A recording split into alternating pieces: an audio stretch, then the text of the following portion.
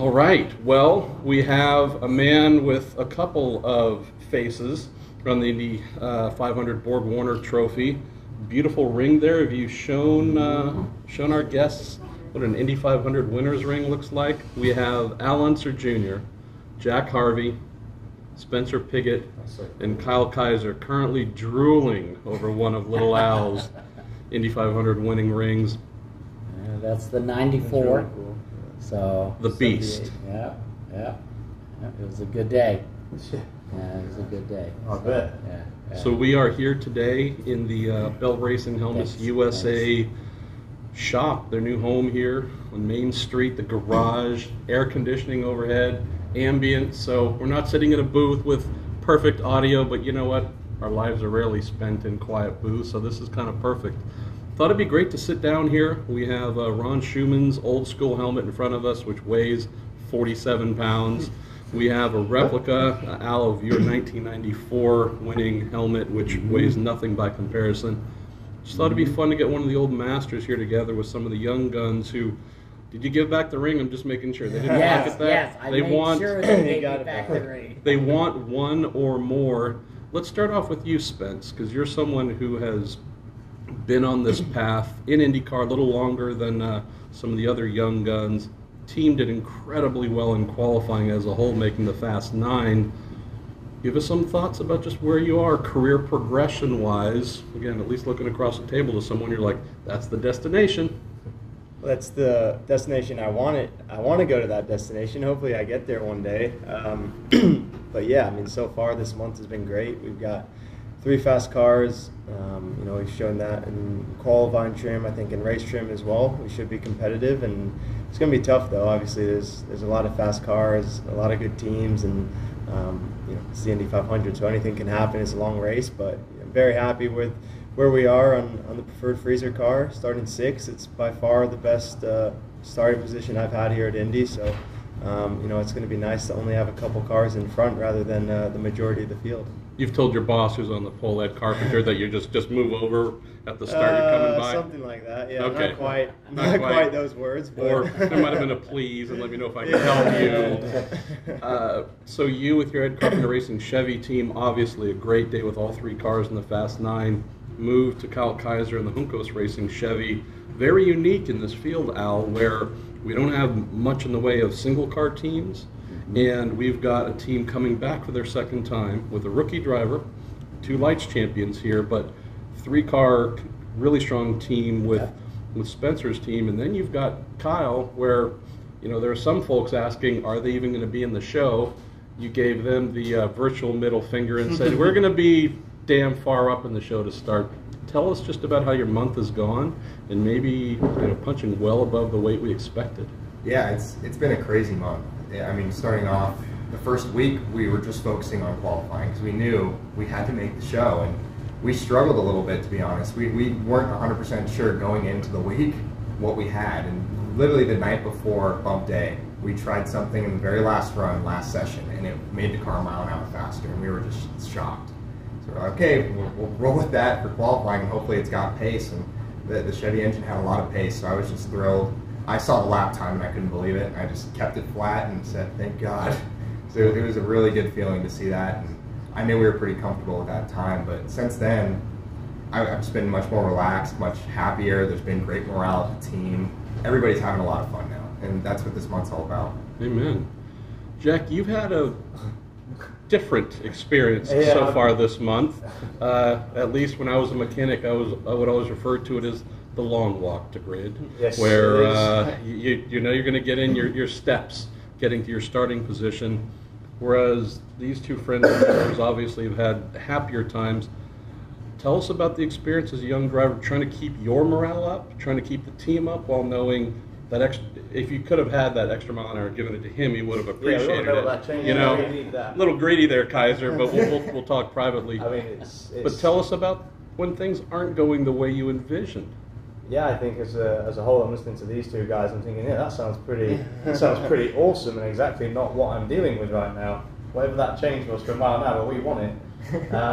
It's been a really challenging month, I think, for the Meyer Shank Racing team, and honestly, Schmidt Peterson Motorsports. I mean, The morale has not been great for obvious reasons. James didn't make the race. Bump day is a real thing. So when you were saying at the start of the month that you don't really know what you've got, I mean that stresses to everybody.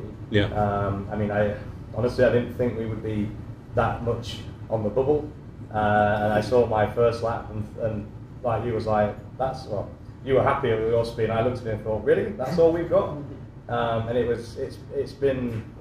I can't. The race has been pretty good, honestly. I think I've been pretty happy race winning wise, but in terms of qualifying, I can't complain with the balance of the car. Balance is good. We just didn't have it, honestly. I think what happened to James, the knock-on effect of that has rubbed, to every nook and cranny of the team. I think ultimately we had a big team meeting, and it was a case of, okay, well, we've still got 3 cars in the show. Let's try and end the month on as positive note as possible. And I mean, we are optimistic with our race car, but we certainly made it a little bit harder work than we would have hoped so, starting 31st. So Al, we started out speaking about your greatest days at Indy. Defending Indy 500 winner. You come back in 1995, it's going to be a breeze, right? Pick up another ring, right? Get the trophy ready, get that mug ready to go. So listening to these guys, you had all of their experiences together. What can you tell someone like Jack, who fortunately you're in the race, but you're going to have a long way to go? What do you have to say to someone like Jack when you know what it's like to go from the highs to the lowest of lows? Yeah, I was just thinking about that as I was listening to everybody. I won the race in '94, came back in '95, and missed the show. So it was from one extreme to the other, and honestly, at Penske Racing, we were in disbelief. In '95. I mean, you never come to Indy and think that you're going to drink the milk and it's just going to be a breeze. Ooh. Okay, Marshall. Yeah. So that never ever happens. But we never thought that we would not be racing the Indy 500, and so when that happened, it was devastating. But for all the years that I have run Indy, no matter where you're starting, it's the finish that's important. And so for each one of you, I mean, it's taking care of your equipment, especially at the start. The first few laps. I mean, you got a whole race in front of you, and so there's going to be huge temptations to go up there and stick it in, and especially starting 31st, which I started in the back quite a few times. Those holes open, what we call, the opportunity shows up, and it's only for 1 or 2 cars, and you're in the back like that, and at the beginning of the race, you have to be careful not to go up in there because it closes just as fast as it opens. And so, just to get the race started and get it going, and I remember my dad won in '87, and he started in the back with me, but there was an accident in turn 1. Fortunately, it was just behind me, but it was in front of my dad, and he admits that he took it too easy at the beginning of the race, and he got a lap down almost right away, and he had to fight hard to get that back and that sort of thing, but he ends up winning the race. And so you just never know which way this thing's going to go. You never know who's going to be running at the end and who's not going to be running at the end. And so, this is a place that patience is the key to this whole thing, and just trying your best and doing it, and hopefully you're around at the end. And if you are, each one of you has an equal shot as Ed Carpenter, as all the Penske cars. Everybody's starting up front. You all have an equal opportunity to win this thing. Let's talk about another topic before we get into a little bit of the shared Bell helmet histories with everyone here. We're expecting things to be warm at minimum on Sunday, if not sweaty balls hot. Mm-hmm. You on the other, just go ahead and say it. It's gonna you be on the hot. other hand, you've experienced that, Al, but you've also experienced a crazy day like '92 where it was far colder than expected. Yeah. The end result was about the same, though, whether it was a byproduct of heat or not enough heat. Cars that just were moving beneath you the whole time, not planted. This crazy guy again, of course, wins the Indy 500 in those circumstances as well.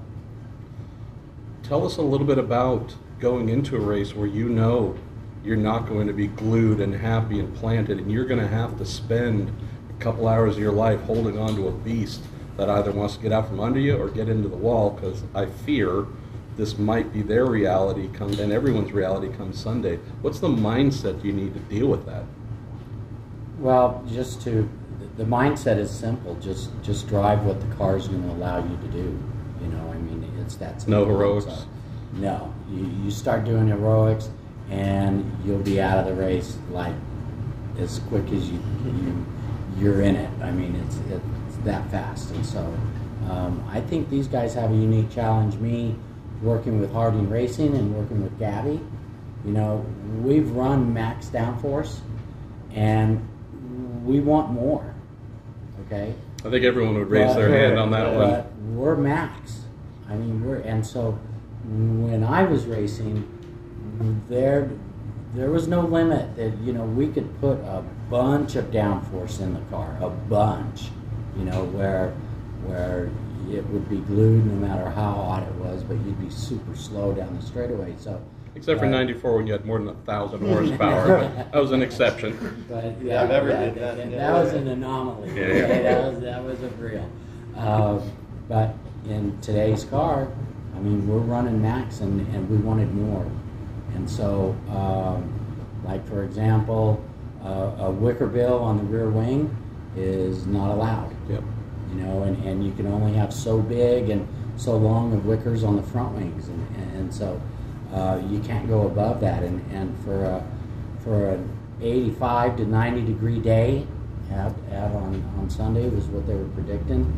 Man, I wished I had more grip. You know, and these guys are going to want. They're going to wish they had it. So you know, they're just going to have to be able to drive what the car is going to allow them to do, and that's going to be the key. Spence, let's talk about that. Monday, obviously, we had a couple hours of race simulation, some pretty good trains going on there. We'll get an hour's look tomorrow on carb day, but how close were you able to get into that comfort zone? Were you reminded after, like, God, I got fast hands, because otherwise, you know, this thing would be in a bundle? What did you find? Yeah, definitely. You know, throughout a run, it can go from understeering sometime to oversteering in certain corners, and there's not really a great, you know, you can't really predict it sometimes. It's not telegraphing what's coming. Yeah, exactly. You can't just bank on it always doing one thing throughout the run. So I think you have to, you know, just take, like Al said, take what it gives you, but also don't get too freaked out. If you do have a little snap or a little moment, you know, you can't let that kind of knock down your confidence, because it's going to happen throughout the race, and hopefully it's not super big, but you know, you're going to have to be able to drive the car in both situations. And for us, we had, I think, a few good runs, a few not so good runs. It seems to be very easy to kind of tip it over one way or the other. So you know, it's going to be a fine line of really getting the car just in the right window, I think. You know, throughout the race, you have the little things you can change about with the front wing. But you know, the rear wing, like Al said, it's probably going to be maxed out for everyone the whole time, and just trying to tune it in throughout the race. You've got a few tools in the car, but you know, you want to make sure you start the race with the car in a good window, because if you're out of the window, you know, it might not be able to get back in it. Jack, let's continue that thread with your Meyer-Shank Racing Honda. So to the average fan watching, they're not going to see you doing big Tokyo drifts through the corners and going, oh, now I get what he's talking about, right? If he does, it'll be a one and done. Well, if they do, you'll be on SportsCenter, and we'll be seeing you in the infield. Danny Sullivan in '85. Well, we'll see if we can get the old man back in the car. I don't want to do that. That's fair enough. No one wants to do that, okay? I'm certainly happy letting somebody else do that heroic spin. Carry on. Yeah, But exactly. speak, Jack, to the fact that, again, although this isn't something huge and demonstrative that fans can see, whether they have binoculars or they have super high-speed eyeballs or they can do things in slow speed. Tell us about what you are having to do in the car in the average lap to keep it pointed in the direction you want. I think first off, it depends on your balance for sure. If you've got understeer, typically to see someone turn the wheel more. I mean, it sounds goofy to say, but literally is that simple. You just turn more. But that's something for fans to watch if they get an in-car camera shot, usually from the right side mirror. Just one of those things, if you want to get a feel, you don't have to be a race car driver to know what it's like, but if you see a driver's hand starting to get higher on that shot, you know that they're dealing with understeer. No, the thing that's interesting is when your car is what we would call free, actually your hands almost like barely turn the wheel. And that's probably when you're looking at someone in the most vulnerable state, because if you quicken the speed in which you do that turn, you can end up in a whole world of trouble. I mean, I don't know if anybody saw James Davidson's crash in turn 2, but like by the time you've realised that you've got that free, you're already spinning. Like the time in which you think you've got an issue and then you know you've got an issue, you're already stopped pretty much because you've already hit the wall, and then your car's come to a complete stop. And I think it's just a real interesting thing where if you're watching from an onboard camera, typically it's safer when you're seeing somebody adding in a bunch of wheel. When they're barely turning the wheel, they're so free, they don't want to turn the wheel anymore. And if the right hand is up, somewhat safety zone, straight, or the left hand's up, start your prayers. It's all gone wrong, mate. And honestly, it is the time in which it goes wrong is the blink of an eye. Because you're watching James earlier, and you're like, okay, it looks good through 1, no initial, no big issue. Gets to 2, turns in, and then and he's gone. He looked like he was barely turning the wheel. I mean, it's not the people who are not turning the wheel, they're the ones who are stressing out, I think, as much as the people who are doing it. Ooh. Kyle, let's close on this thread when it comes to working with your team. So as Al said, and I think as everyone has agreed, please give us 500 more pounds of downforce something, but it's not there to get. How do you game plan with your team, with your engineer, going into the race to say, okay, if things are going slightly awry, what are my options to at least get me to a place of comfort? Yeah, I'm very fortunate to have somebody with as much experience as Tom Brown, because there's been moments where we don't know what's going on, and we had to really go back to the drawing board and figure stuff out. But like Al said, patience, not just in reference to the race, but setting up this car. Because if we go down a wrong path and we get frustrated, you might not be able to get out of that hole. So we were patient, we waited, we kept trying stuff, and we just were persistent. And I think that persistence, eventually we found the right answer. There was no guarantee we were going to find it. You can see there are plenty of really strong teams that couldn't find the answer because this new car has made it so difficult. But just we made a right decision and it worked out, but we were persistent. You have a heck of a history with this company. Let's talk about finding the right helmet for that glorious head of yours, Al. The tale is it took a little while to find a place of happiness and exactly what was right, but I always think it's cool, and obviously we're here courtesy of our friends at Bell Racing Helmets, but I just always find it a pretty cool thing when you have a driver who's had a long-term association with the brand. Doesn't mean necessarily things are perfect your first trial. What's it been like coming into the Bell family and finding that? I don't know where you heard that, Marshall. I mean, once I put the Bell on, it was like home. I mean, the fact that our friends from Bell are laughing right now is perfectly fine. I started, okay, Chris I was before him, okay? I had a Bell helmet in my go-kart when I was 9, 10, 11 years old. Okay, so I've been a Bell guy for a very, very long time before Chris. I didn't think there was a before Chris. He's like 140 years old. So, but let's talk about the weight of that first of all. That's the thing I want to know. I'm guessing it was pretty heavy. Yeah, it was pretty heavy. You built your neck muscles early back then. Well, that and the sprint car, you had to. It was just the times and so on. I mean, in that day, Bell made the lightest helmet that existed, and today they do the same thing. And so they've always led in the technology, no matter what era you're in. And, Bell has always been have given me the ultimate in head safety and that sort of thing that can be available. And so, and on top of that, they're comfortable. You know, I mean, if anything, I have a little bit of a weird shaped forehead. Okay. And oh, so, I live a misshapen life, Al. So you're preaching to the choir here. So when I would put on, you know, my bell, it was the only thing.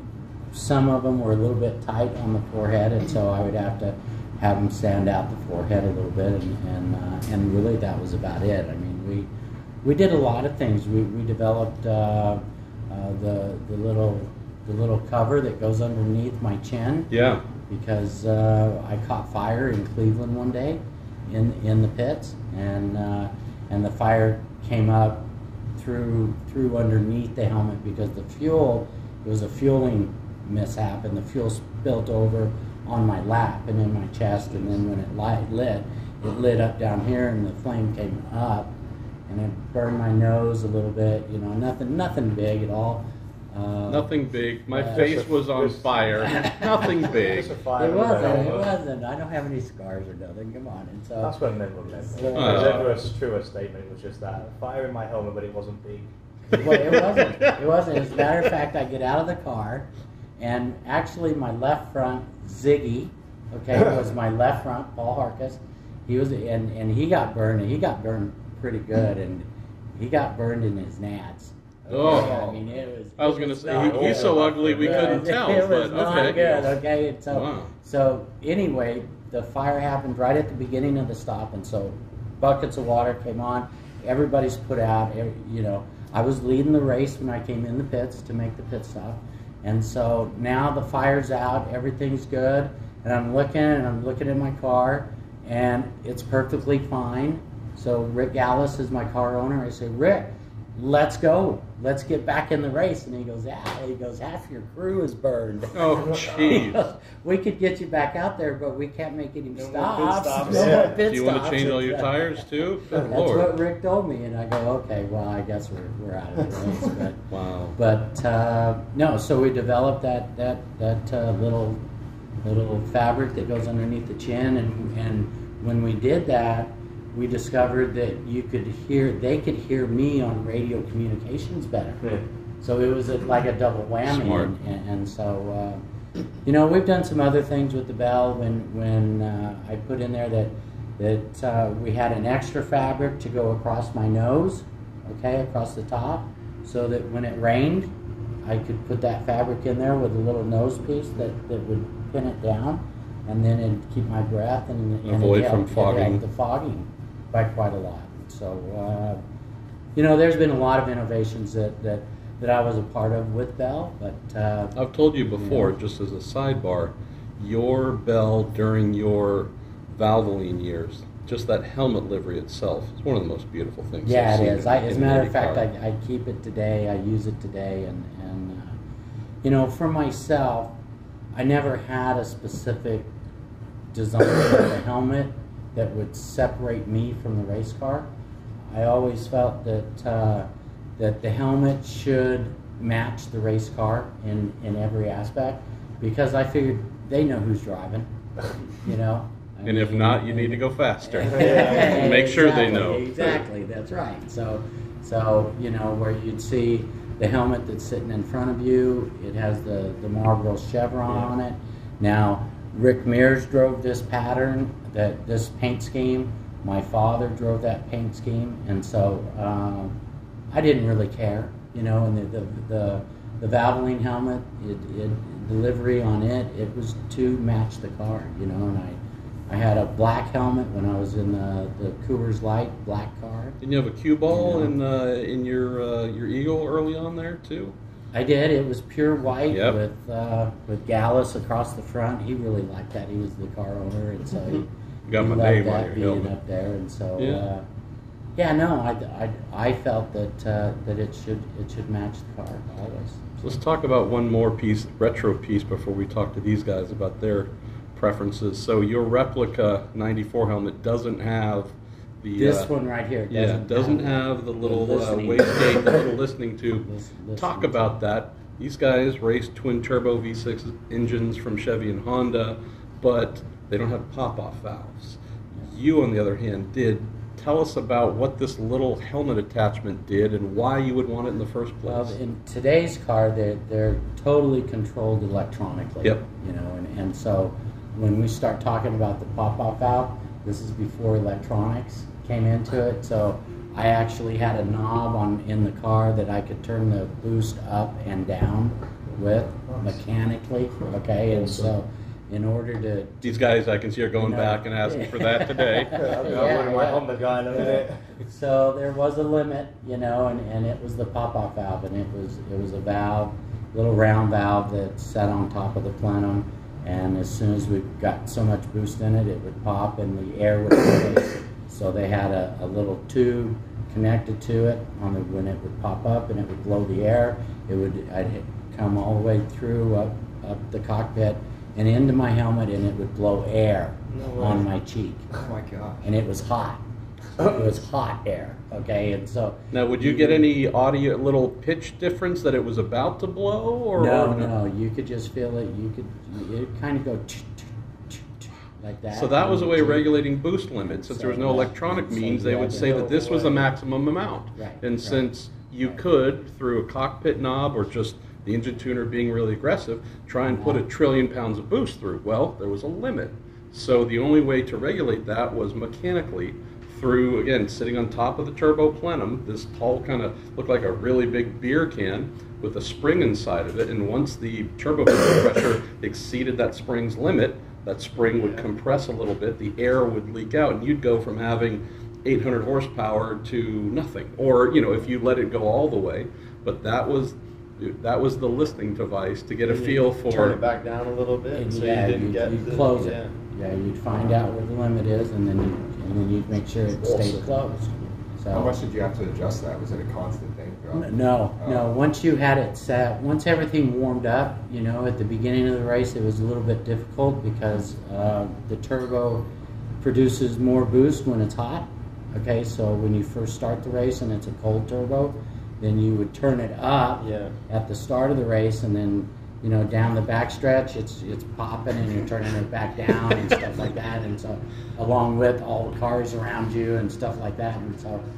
But it was the driver fully on controlled how much boost was in his car, because the valve, it wasn't electronic, and so even when telemetry came into our race cars, the pits couldn't do anything about it.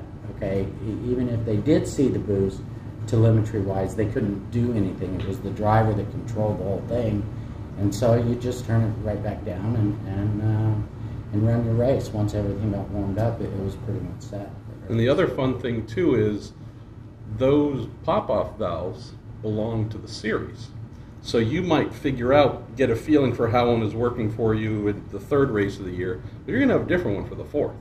And everyone's arguing about, oh, mine's popping too early, and there's always back and forth. Constant. So, I mean, even when my valve was a good valve, it was not a good valve. Okay? So you had to take it back and go, look, you need to make this a little stronger. And so you never had the same valve more than twice. You did start the weekend with a valve and pretty much end with it, but during the month of May, you would switch out several valves during practice and so on, because they're humanly equal, okay? Humanly possible equal. And when you get out there and you start running, there were differences. And that truly was the flaw of the whole system, is that, yeah, there's guys that would get better valves on one day, and those valves would go away, and you'd come in and man, I got a good valve. And you go run the next day, and the thing pops early, and you've got the same valve. And so you go, what the hell's going on? And you take it back, and they go, oh, well, we needed to adjust it a little bit because it was a little too good. Jeez. Okay, well, now it's really bad. So, you know, it's a constant battle every day, during the day. The guys, whenever the car wasn't running, the valve was taken back to USAC and said, we need a stronger valve. It was a constant situation. So you know how much we talk about hating balance of performance in sports cars, and those engineers and team owners are always going to the tech shed to say you've screwed. Well, this was IndyCar's version in the 80s and 90s. Yeah. So you guys are familiar with, when you put on your race suits, you have the cables and such already kind of wired in to connect to the car that then connects to your helmet. What do you think about your helmet also being connected to something in the back of the car as well that you're having to listen to, and you have to be your own data monitor, so you're turning and working all your controls, but you also kind of have one ear on what's going on. Does that sound a little crazy, or give you even more appreciation for some of the old guard here? Marshall, it was easy. Okay. Come on, I'm trying to build them up, damn it. That thing popped. You knew it. You knew it. So it was the air, not so much the noise. You just feel the noise. Right. I could see you like, being so caught up in the moment that you might not even feel it, or I don't know. It depends how hard or how. Because sometimes I don't even hear the guys. I never have heard anyone in my whole career call the green flag. I know they do it, but I never hear it. I'm going way before that anyway, and I'm already trying to pass people or defend, and so. Wheeler, are you going to coach up his spotter to talk a little bit about right there? Nice. All right. What about you, Jack? I mean, just the fact that you are having to do more than just be an athlete, but you're also having to at least keep an eye, because it wasn't just the fact that you get the burst there, but you also know as you're pulling revs and building boost, so you're getting, somewhere towards the top of the rev range, that's more likely when something would come in. But just the thought of you're having to actively monitor your situation so you don't lose a ton of horsepower. Well, I think the fact that it would essentially, I guess, like burn you in like some way, it was like heat on your face. Yeah. One of the things right now, we don't have anything like that. It's not like we have something connected to the wheel where if you're having too much lock, it shocks you. Good idea. But that's the thing. I'm going to call Jay Fry. Hold on just a sec. There you go. I mean, they're literally having something that basically, when it's getting to the edge, is like getting through. So you're talking about. So I mean, right now, we have our bars, we have our weight jacker. You have someone talking on the radio, then you've got your spotters telling you what's going around, and then you're just trying to focus on your race, and suddenly something's blowing at you. The motor's mad at me. Yeah, the motor's not happy with you, and I guess it's just I just think it's like really cool that people did that, and it's like just here as a legend having probably one cheek that's like a slightly darker shade, maybe because it's been burnt for so many years. But I just love that they integrated this into the helmets as well. Yeah.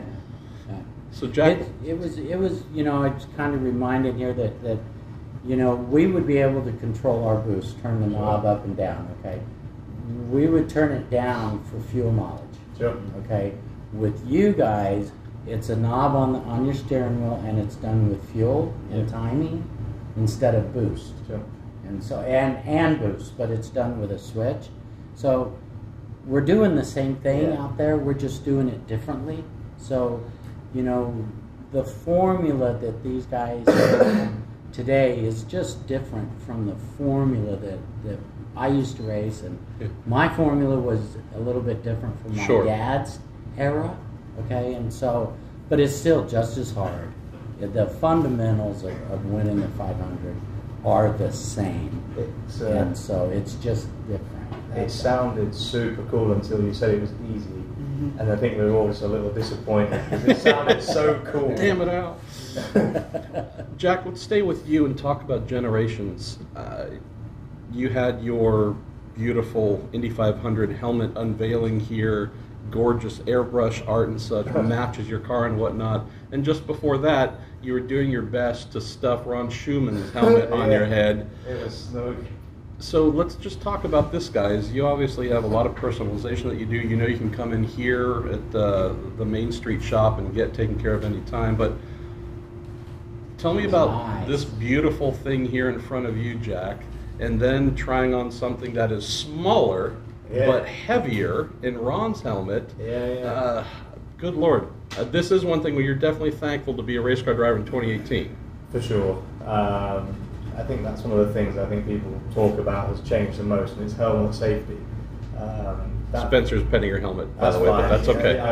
He's fine. You can keep it. I tried it on, and honestly, it was like tight on my head, but there's no like flex in that thing.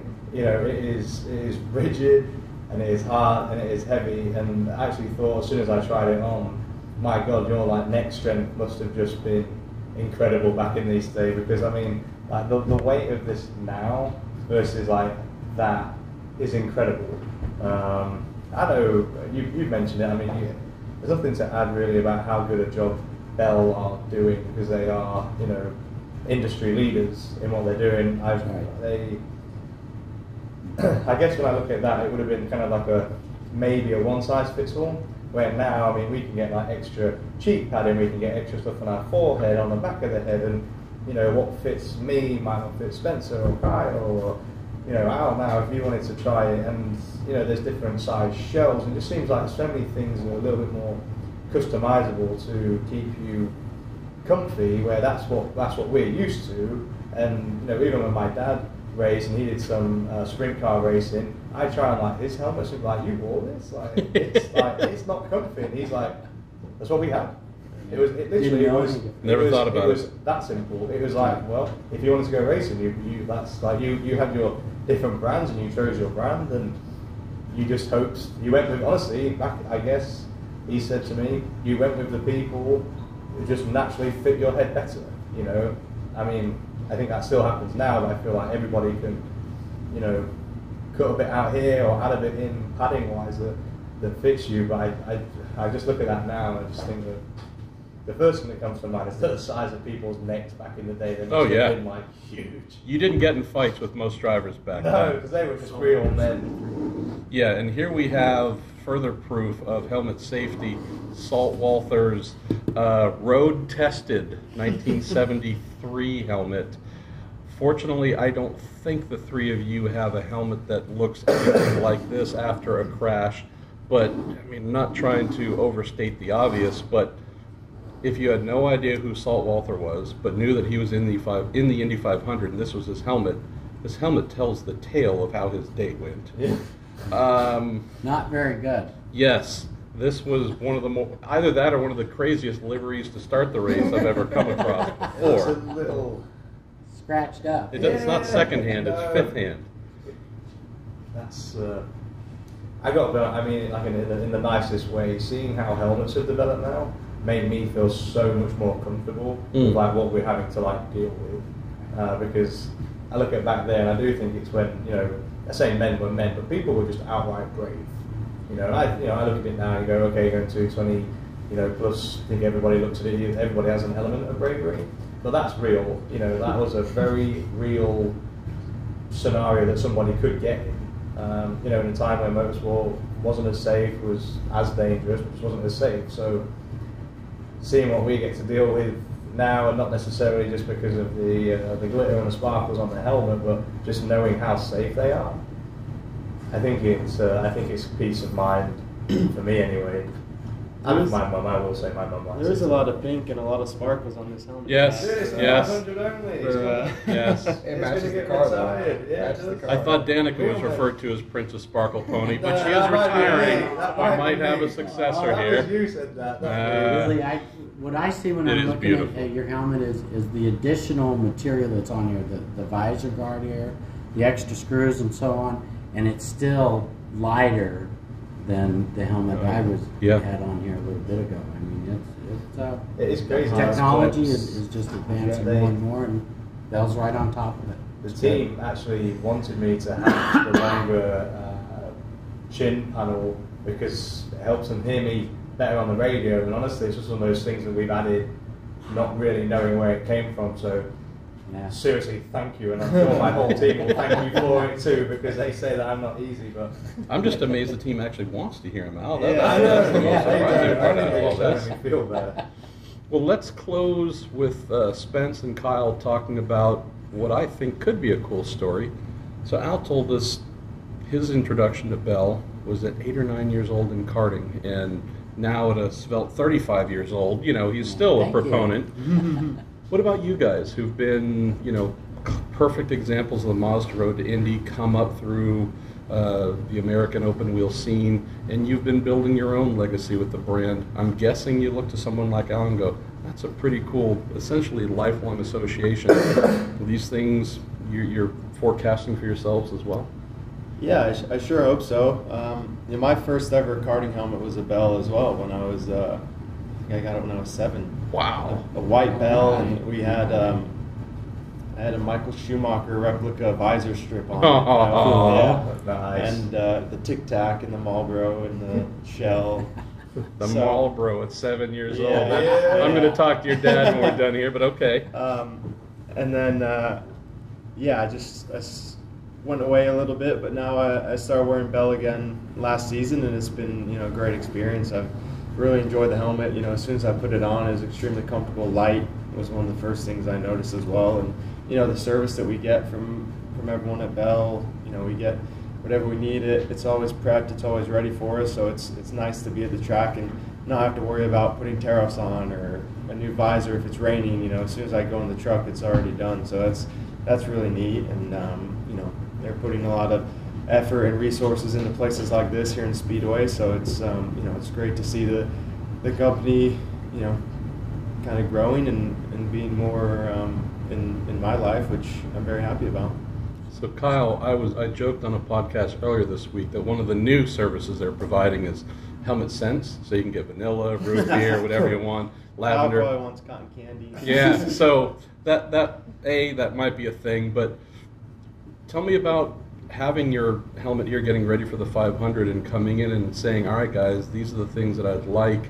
I mean, often in the past, that was something left either to the team or the driver. Is there a level of comfort knowing that, again, with the relationship you're building here, it's almost, whatever you need made to order ASAP? It's been an amazing experience, and I'm probably the newest guy to the Bell family. This is my first year with them, and it's been so amazing. They've been so helpful and giving me whatever I need whenever I need it. I couldn't be more grateful for what they've done. And like Jack said, with the little chin pad or the chin piece, I mean, my team was struggling to hear me, and to hear the origin story of how that came about has been really cool. I just had to go in and say, yeah, I need a longer one. They're like, done, boom, swapped it out in a minute.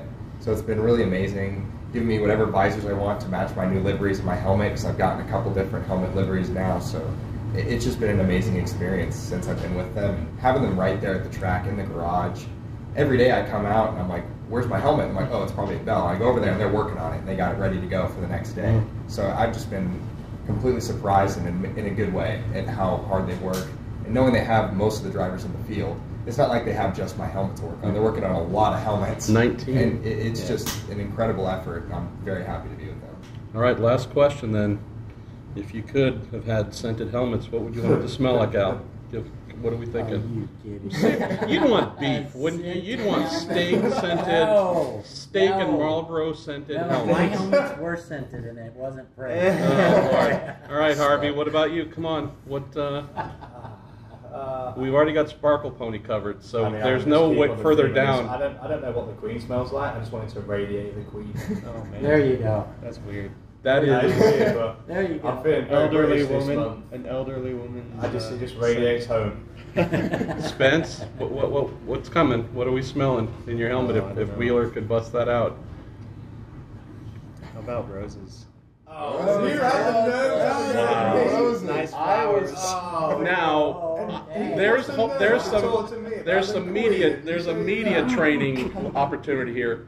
I was thinking vodka, but swing and a miss, Spencer Pigot. Did we figure out what yours would be there, Kaiser? I do have a sweet tooth for cotton candy, and Spencer did say that. I've always kind of liked the smell of fuel. I know it's weird, and it's probably a bad one to have in the helmet when you're driving. What kind of fuel? Because are we talking diesel? Or are we? Just racing fuel. I like at the go-kart track, you smell the fuel. It's kind of a cool High throwback. octane. Yeah. If it's one thing we've learned today, is the new definition of manly and cool. Fuel. I heard roses. Well, I was I'm gonna like, say- gotta step this up, right? Al tells the story of the helmet being in fire in the helmet. You want fuel in the helmet. I don't know if we learned anything here, my friend, but we got time. They're young. If you're talking about scents, okay, that reminded me Daytona 24 hours. Here we go. 6 a.m. in the morning. Foyt puts me in the car because it was a rush deal. I didn't get anything to eat. Porsche 962. Yep, Porsche 962. And so we're 2 hour stint, so 1 hour, and they come in for fuel, and another hour. Came in for fuel right before the stop. Do you need anything? I go, I'm hungry. I'm hungry. And so on my stop, they slide in on a pole, taped to a pole. They slide in a ham and cheese sandwich, okay, with mustard. And they did it as a joke, okay. Well, they pulled the pole back, no sandwich. So I'm out there running. I took my gloves off. No way. Okay, put them under my legs.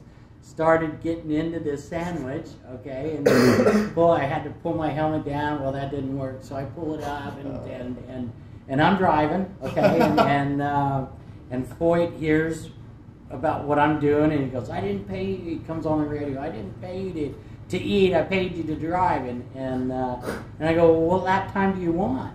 You know, because I'm hitting the number that they want, and so. The crew, how Foyt found out about it, is the crew's talking on the radio. "Where'd the sandwich go?" I said, "I got it." "What are you doing with it?" I said, "I'm eating it." And so for the rest of the race, okay, because mustard got everywhere.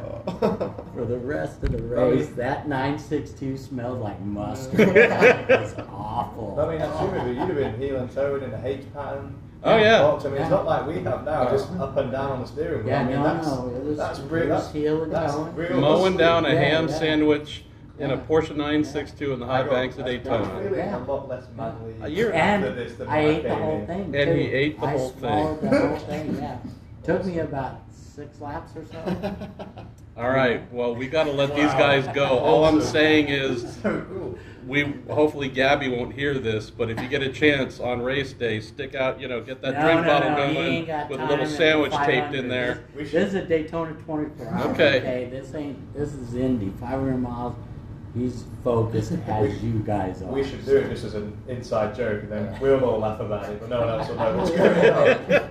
Gabby, if you're wondering where the ham and cheese sandwich came from, it wasn't us. Subscribe. Hey, subscribe.